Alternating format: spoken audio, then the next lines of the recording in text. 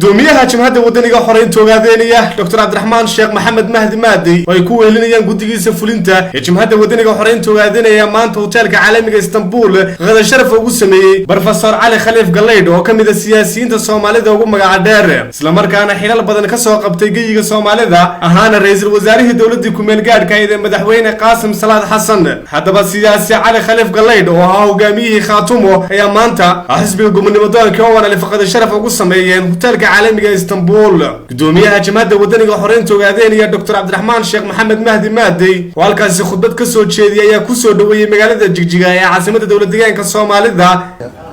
magaca oo aan la fogolahay dhaxay guddiga fulinta iyo xubnaheeda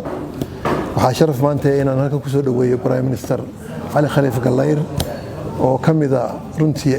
mufakkiriinta ummadda Soomaaliyeed ragga ugu cadcad ugu qiimo badan runtii soo daahir sheegan xilal badan oo kala duwan soo qabtay taariikhdiisii muxuu ahaa ama han noqoto wasiir yani ama han noqoto agaasimo guud ama han noqoto ilaa Prime Ministerka Soomaaliyeed ragga ugu qiimo badan oo kamid ahaa taariikhdan galo UN-ka kaga cabaadiyay qolihii marka ummadda Soomaaliyeed ku hayay runtii haddana wali siyaasi ah oo wada qolihii ummadda Soomaaliyeed sukaankeeda iyo midnimadeeda iyo walaaltinimadeeda ka shaqeynaya gaar ahaan waxa weeyaan deegaanka uu ka dhashayna dadka xuquuqdooda muddo badan u halgamayay si gaarana de aqoontiisa iyo wata keentay inuu jaamacadaha reer galbeed uu ka ahaa professor ka ahaa marka xaq aqooneed iyo xaq Soomaalinimo xaq shakhsinimo qof yani runtii yani waa musharraf weyn oo runtii anaga booqashada noogu yimid sharaf weyn bay noo tahay anaga guud ahaan haddaan nahay urka oo ayna laf waxaan nahay ummadda Soomaaliyeed qayb ka mid ah geeska Afrika degta deegaanka dawladda Soomaaliyeedna xuquuqdooda u halganta oo ayahooda inay ka tashadaan inay muxuu ah ismaamul yeeshaan inay horumar sameeyaan ka shaqeeya inta waxaan noo dheer hadda waxaan nahay qayb ka mid ah lafdhabar oo ummadda Soomaaliyeed meel joogtaba ama ha joogto Djibouti ama ha joogto muxuu ah qaybaha Soomaaliya isku oran jiray ama ha joogto muxuu ah NFD Kenya ha joogto runtii waxaan nahay tiir weyn oo ama xaq dhaqaale ama xaq dhaqan ama xaq diinad ama xaq dawladba wax badan naga dhaxeeyaan marka walaalahan Soomaaliyeed iyo madaxdooda iyo dhamaantood waxaan u haynaa sharaf weyn inaan soo dhaweyno waxaan aad u jecelnahay inay walaaloobaan gacanta is qabsadaan mushkiladooda xalliyaan waan ragayowgaan ka filayna inuu qayb ka qaadan doono ummadda Soomaaliyeed maanta duruufo badan haysta muxuu halkeeda wax ka gaari kara imaatinka noo yimid aan ku soo dhaweynaynaa dhammaan ummadda Soomaaliyeed ballaaran cid walba halkan ugu timaadana kalgacayl badan baan u haynaa gaar ahaan mufakkiriinta aqoonyahanka ee taariikhdooda la yaqaano ee yani ka qayb galay horumarka yani kayaanka qofka Soomaaliyeed annaga waxaan noo kala soocan siyaasadaha hadda jira iyo Soomaalinimadu waa asal weeye ummadda Soomaaliyeed Soomaalinimadu waa dhalasho weeye kuma xirna juqraafi kuma xirna dal kuma xirna siyaasad kuma xirna waa asaas weeye marka waxa ka weyn baa Soomaaliya ka dhaxeeya marka annagu kulay waxaan ku tiirnaynaa tiirarka ummadda Soomaaliyeed noocaas oo kala ah naaxinteeda ka qaybgalkeeda waana isu baahannahay marka mudane waxa weeyaan deeqadan waa iska wax ka badan baan jeclaan lahayn kuwa qaban laakiin annagu waxaan iska nahay jabada oo hambala marka laakiin qalbigeena aad buu balaaran yahay kalgacayl weyn oo ku haynaa imaatinka noo timidna waan ku faraxsanahay waxaan rajaynaynaa yani nuurarka badan noo imaan inaad ka mid tahay marka ku soo dhawow yani Jigjiga waa magaaladaadii weeye waa magaalo ummadda Soomaaliyeed weeye waa magaalo Soomaaliyeed weeye runtiina isbedel weyn baa geeska Afrika ka socda waxaan aaminsanahay inaan saldhig u nahay hadda raayul caalam baa socda leeyahay geeska Afrika integration ha sameeyo integration wuxuu ka bilaabanayaa deegaanka Soomaalida deegaankan hadduu nabad helo saldhig fiican noqdo dhammaan geeska Afrika wuxuu noqonayaa khilaafaadkii badnaa ay yaalay qayb le wuxuu ka qaadanaya inay xallisanto marka waxaan u aragnaa in cudud muhiim aan ka nahay guud ahaan siyaasadda Itoobiya kaalin weyn ba kaga jirnaa dawladda hadda jirta ee maamulka Abiy uu yahayna heshiis baan galnay si fiican way noo soo dhaweeyeen ilaa haddana yani waa xisbi mucaaradanahay laakiin si positive aan u engage garaynaa waana asaasan aaminsanahay waxyaabo badan oo laga yaabo marka maadaama xisbi mucaaradanahay laga yaabo isku lagu kala duwanaado laakiin in badan oo aan heshiis ku nahay baa jirto ay kamid tahay deegaanadu inay nabad noqdaan si dimuqraadiya dalkan in maarad xaqiisa dad muxuu xisbiyada u wada shaqeeyaan marka communality badan waan leenahay afkaar laga yaabo qaarkood in lagu kala duwanaan karo annagu guud ahaan waxaan sal noo ah siyaasadda oo aan waxasal waa koow ummadda Soomaaliyeed in xaq u leedahay ismaamusho waa koow weeye midda labaad ay ka tashiga shacabka Soomaaliyeed oo muqadas weeye dastuurka Itoobiya lagu qoray saddexaadna waxaa weeye nabadgelyo iyo walaaltinimo iyo gacan isqabsi guud ahaan ummadaha geeska afrika lagu wada noolaado taasaa sal noo ah taasaan ku soconnaa runtiina waxaa maanta farxad lagu faana ah maamulka Soomaaliyeed deegaankan xukuma iyo jabhadanu iskaashiga ay sameeyeen inuu abuuray in jawiga Soomaaliya maanta Itoobiya uu nabadgeliysan yahay inaan kaasi xoojinno waan doonaynaa maamul deegaan ahaan cilaaqaadkeenu waa fiican yahay dowladda federaalkana guud ahaan in principle cilaaqaadkeenu uu fiican yahay marka hadda ku soo dhaweynaynaa waxaan rajaynaynaa sidoo kale walaalahan Soomaaliyeed khaasan muxuu ahaa dad ka timid waqooyi Soomaaliland iyo hadday joogaan Soomaaliya hadday joogaan Puntland hadday joogaan Djibouti annagu waxadan noo ah inaad idinku walaalowdaan midoodaan gacanta qabsataan mushkiladina siyaasa xalisaan marka waxaan diyaar u nahay inaan goboleedin fidino gacan siino intaasan yani baan anigu ka ornay siyaasadda guud haddii mudane waa umaanaysan khudbadayna akhrin laakiin waa kalgacalku baan la taraaray marka soo dhawow si kalgacayl waa gurigaagii baad joogtaa halkana waliba inaad degtaan jecelna waad soo dhax fariisato aqoontaadii jaamacadahayga aad maartay lecture ka bixiso hadday suuroodana aan ku geynay ilaa 2 jaamacadood baan leenahay jaamacadan Jigjiga iyo tan Qabardahar labadaba insha Allah waxaan rajaynayaa aad booqato aad maartay aad visiting lecture ka noqoto wax aqoontaadii badneed ee ballaareed wax nooga tarto hadda tafadal ku soo dhawow dhanka kale professorka ayaa hadallo kooban ka soo jeediyay isla markaana u mahadceliyay xisbiga gobonnimo doonka oo waanalif uguna mahadceliyay shaqada fiican iyo waliba halganka xaq u dararka ay ku jiraan waxaana professorkaasna hadaladiisii kamid ahaa gudoomiye waa mahadsan tahay farxad weyn bay ii tahay inaan maanta aynu halka isugu nimaadno ka wada qadayno ma maqlaysaan Jigjiga 2 jeer oo horaan oo marba waxaan 2-3 casho joogay jaamacadda waaba tagay Jigjiga marbaanba ninkii markaa gudoomiyaha oo xoogaa igu warwareejay runaantii qadiyada oo dadkan aagan Soomaalida ah oo taariikhdu ay noqotay inay dalka Itoobiya ka mid yihiin kamana fogeyn oo mar arday baan ka ahaan jiray Camuudo halka aan Boorame oo nin Cabdi Xabashi la yiraahdo oo safiiriya ah oo haddana reer Jigjiga ah maantana aan wada joognay yaan xusuustaa 1958 ma aqaano magaalooyin xamar iyo khaasatan Hargeysa daada lagama jecla laakiin anagu waxayga iska qirsanahay 1958 ya Cabdi nooga yimi waxaan u malaynayaa iskuulka Wingate aad sababo ku jiray xoogaa arday la yiri muslim baatiin oo ramadaanta iyo qolqoladaad meesha ka wadan buu ka yimi Camuud noogu yimi marka inta hore inta kilinka ama uu deegaankan Soomaalida ah anagoo yar baan jinacle iyo booqiyo aan arday anoo tagtagay laakiin tuulooyinka aan ka fogeyn dhulka aan kuba koray magaalada Marqaan la yiraahdo goob weynay min qolyihiina jabhadda ay dhulka mari jiray magacyada waa haysaan dhulkaas aan kuba dhashay odayga abahay baaba bilaabay magaalada goob weyn marka warka guud waa hayay rag badan oo jabhadda ana waaba isnaqeynay nin marna macallin aanu ah markii dambana saaxiibeen Axmed Luul ina Xuseen Xayle Allah u naxariiste ninkan ana isugu dheernay oo marwaba arrimaha dibadda u qaabilsanaa WSLF aad baan isugu dhaweyn waxaan xusuustaa 1980 oo Mills iyo Suyu Mesfin ay yimaadeen xamar oo hotelkii Taleex lagu dejay yaa uu yimi Axmed markaas uu yiri niman Tigray ah yaa yimi oo jabhad Tigray ah kuwa horeba uma maqalay waaga Oromada iyo Amxaara iyo warku Eritrean khaasatan warkooda waa haynay marka unfortunately ma arag isma aanan arag marka waagi dambe ay dhulka degeen ma joogin marka Mareykan baan ku noqday على حال aad baan ugu faraxsanahay kulli waxa aniga iigu weyn oday abtina igu beegnaa cali dhuux yaan markaan iskuulada intermediate schoolka ka baxay aan secondary-ga galay yaan 6 bilood 5 bilood buuhood la joogo marka odaygu markaa waa noolaa marka af Soomaaliguna ma qorayn laakiin af Carabi iska higaadsan jiro gabayo badan baan ka qortay waxaan xusuustaa odaygu gariirtu lahaa sariir cadiira marka dhowr iyo 80 sano ah laakiin nin xusuustiisu iyo xalbataamu yihiin waxaan xusuustaa laba warba waa ka hayaa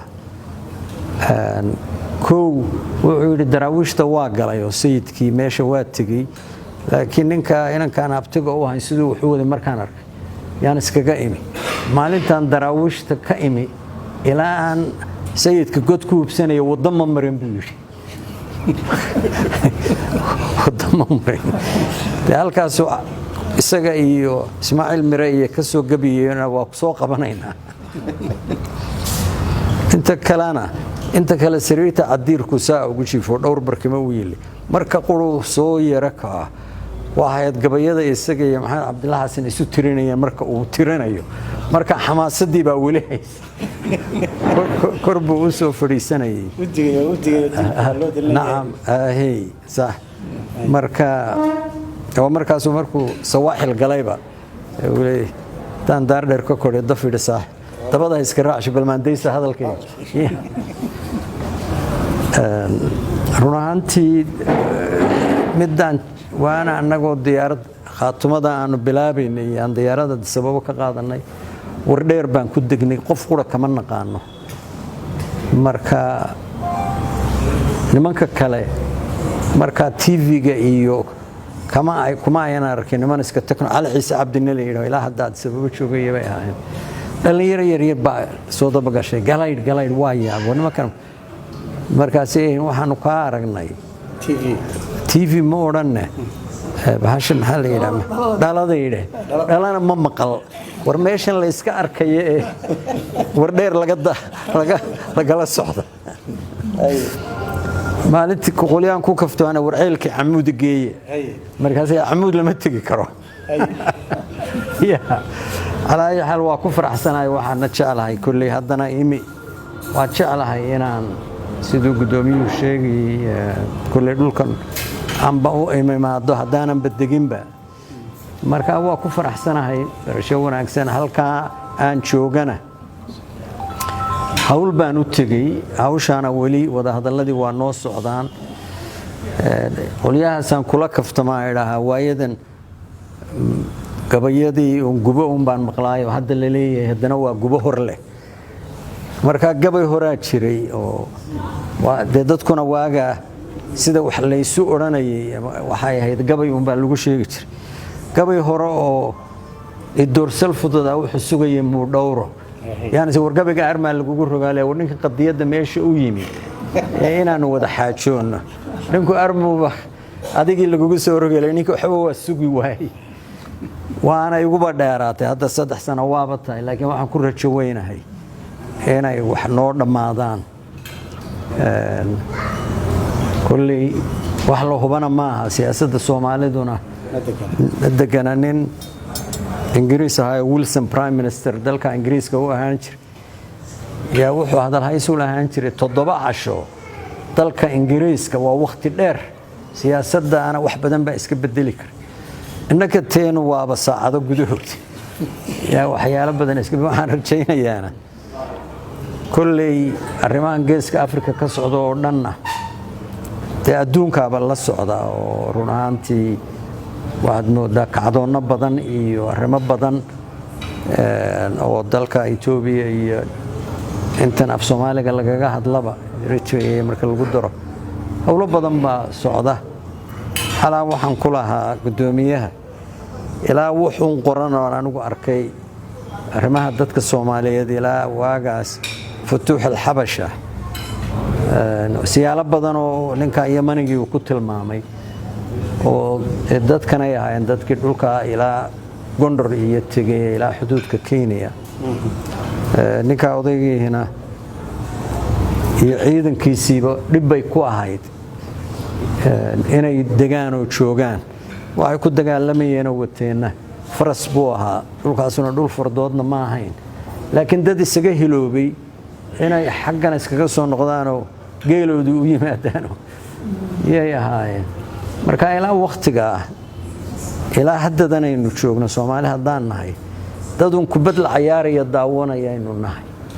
oo waxa dhulka ka socda iyo taariikhda isqoraysa iyo badanaaba inaku dad ka qayb gala ma aynan ahayn ninka Herb Cohen la yiraahdo oo runtii maamulkii markaa jiray Mengistu iyo qolyahan jabhadda markay dhulka soo galayeen iyo door weyn ku lahaa ilaa haddana aad isugu mashquuliya oo shirar dhowr ah dhalinyarada ONLF ay dhowr magaalo ku qabatay magaalada San Diego iyo Syracuse magaalada Minneapolis wuu iman jiray wali waa arrimaha uu la socdaa February 29 ee mar dad dhowr iyo 30 ah uu u yeeray State Department ku nagu shiriyay inta dhulka desert-ka ah aad sheeganaysaan walaal dhulka iyagii baana laga qaaday war Addis Ababa hadda ka furan tahay Addis Ababa yaa minority qoliyaha qabsaday tol siyaasadeedna u baahan armay fiicnaan lahayd tol siyaasadeed inaad u noqotaan oo Addis Ababa kullayna ma suurtoobin laakiin aad baan ugu faraxsanahay hadalka gudoomiyuhu leeyahay oo ah taa guud intaynu isku habsaami lahayn oo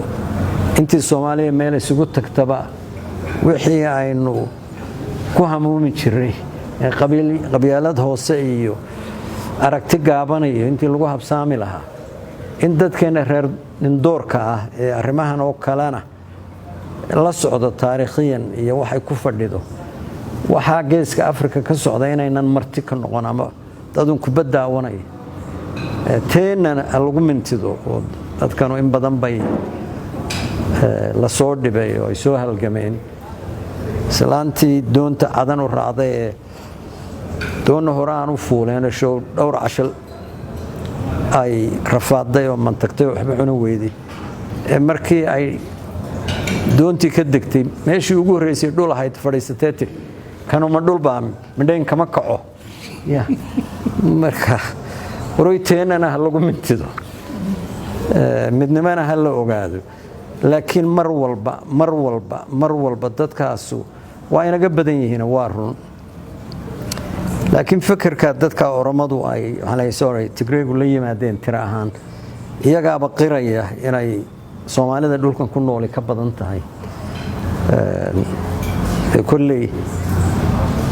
siyaalaha xukunka uga dhawaayeen iyo siyaalaha ay run ahaantii mujtamacoodu u dhisnaa iyo diinta lafteeda oo diin hierarchy kale oo la kala sarsareeyo oo state formation ka ama dawladnimada la dhisayo xoogaa aad moodo inay gacan weyn ka geysatay waa inagu dhaameen laakiin tiro inay tayadu ka fiican tahay aan tiro badan aan la sheegin marka anu macallin baan aho hadal haddaan iska bilaabana marba meelba haddana farid tagdheer kula xushay meel kale ilaahay aadayay waa maadsantihiin barasho wanaagsan intaan joogana waa jecelahay ragga inaan isii aragno isii baranno ninkana isagu reer sheekh buu baahayo reer sheekh waa ii tirsan secondary school sheekh marka nin Darlington la oran jiray oo Ingiriis ah oo dagaalkii Burma halka Soomaalida ku soo bartay yaa headmaster noo ahaan jiray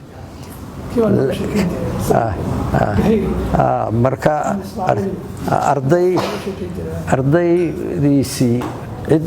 haddaan arko tiraa sheekh baan ahaaba macnaheedu weyn bay ila fadhiyaan marka dee barashada wanaagsan gudoomiyaha iyo aadna oo mahadsan tahay waxaan u rajaynayaa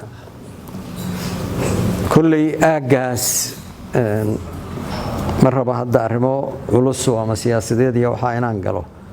laakiin aagaas dadkaas ay ku nool yihiin reer hawdku dadku waa wada tabaalaysan yahay laakiin waliba waa la sii kala liitaa dadkaas in badan oo meesha yaaliin ay iyagu isdhigeenna waaba jirtaa laakiin meelay ka tirsan yihiin oo maanta ay ka tirsan yihiin oo ku qoran yihiin ma jirto ama Hargeysa ha noqoto Garowe ha noqoto Xamar ha noqoto Jigjigadan ha noqoto marba niman dhowr oo iska socda yaa meelaha tagtaga oo ama baarleen iyo wasiir iyo magacyo ka sheeg laakiin dadka xoogiisi wax walba seegun bay hadda ku sugan yihiin waliyaha Hargeysa waxyaalahan u doorbiday inaanu la hadlo iyo ka ogolaaday inay maamul ahaan noola hadlaan cid kale oo maamul ahaan khaatuma ahaan hadda dad ilaa 5-6 kun oo qof yaa bil ku shiriyay Taleex maamul kale oo intaasoo dadii ay is ururisay waxa Xamar iyo laga dhisay dhulka ma jirin haddana nooma suurtoobin sababaha hadda kuma dheeraanayo laakiin dadkaasu xoogiisu hadda wuxuu ku jiraa aagan dhulka waxaad moodaa in abaara isdaba joogay iyo xoolihiina meesha xogasho ku dambayso ama caws ku dambeeyay dhulkana weli marka xagga loo eego waa dhul dihin marka insha Allah kulli gudoomiyaha iyo raginan wixii aanu isla la sii wadwadi karnana waa la wadwadeena maamulkana insha Allah baliyana waa arki doonaa idan kuma yeera niman socdo oo ama isma garaado iyo ma siyaasiin ama lanu haduu meesha yimaado wuxuu doonuu sheeganayaa kuma yeera in badan oo soo noqnoqonaysa laakiin haddana dhibaatadu in badan inay iyaga xagooda ka socoto oo waxa isla ogol yihiinba laga waayo waa dhibaato soo jireena maraan madaxweynihii hore aan maalin aanu brief la arkay meel walba waxaan maqlaynaa un maamul iyo degmad ka samayseen bal qolyaha bal xoogaa ayanaha loo tuuro hadday iyo ku heshiiyaan buu yidhi waana mid runtii dhab ah oo ilaa haddana taalla te hadalkayga intan kuma dhammaysanaye again barasho wanaagsan aad iyo aad baad ugu dambayn isbarasho iyo waqti la wada qaatay kadib madaxda ayaa ku ballantay kulamo kale inay wada geli doonaan hadduu alla idmo Ibrahim Atoosh wakaalada wararka oo magaalada Jigjiga ee hotelka Istanbul.